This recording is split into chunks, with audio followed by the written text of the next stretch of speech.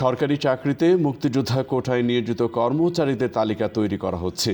এ পর্যন্ত ৮৪,০৫৬ জনের তথ্য সংগ্রহ করা হয়েছে। অভিযোগ রয়েছে কেউ কেউ ভুয়া মুক্তিযোদ্ধা সনদ ব্যবহার করে চাকরি নিয়েছেন। প্রমাণিত হলে তাদের চাকরি বাতিল করা হবে। মন্ত্রণালয় দেশের ভাতাভোগীর তালিকাও যাচাই করছে। যারা ভুয়া সনদে সুবিধা নিয়েছেন তাদের প্রদত্ত ভাতা ফেরত নেওয়া হবে। প্রমাণিত হলে শাস্তিমূলক ব্যবস্থা গ্রহণের সুপারিশ সংশ্লিষ্ট মন্ত্রণালয়ে পাঠানো হবে। সরকারি প্রাথমিক বিদ্যালয়, পুলিশ ও ব্যাংকে মুক্তিযোদ্ধা কোটায় নিয়োগ সবচেয়ে বেশি। আগে নিরাপত্তা বৈশিষ্ট্য না থাকার কারণে কেউ কেউ ভুয়া সনদ ব্যবহার করতেন। এখন ডিজিটাল সনদে ১৪টি নিরাপত্তা বৈশিষ্ট্য রয়েছে, যা যাচাইকে সহজ ও নির্ভুল করছে। বর্তমান কোটা পদ্ধতি অনুযায়ী সরকারি চাকরির ৯৩% নিয়োগ মেধাভিত্তিক।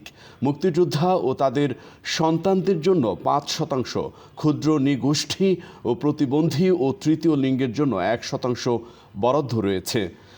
তালিকা যাচাই শেষে ভুয়া সনদে নিয়োগ পাওয়া কর্মচারীদের চাকরি বাতিল হবে, বেতন ও ভাতা ফেরত নেওয়া হবে। সমস্ত তথ্য নির্ধারিত ফরম্যাটে মুক্তিযুদ্ধ বিষয়ক উপদেষ্টার কাছে পাঠানো হবে। আবু তাহের নয়ন, দৈনিক আনন্দবাজার, ডেস্ক রিপোর্ট।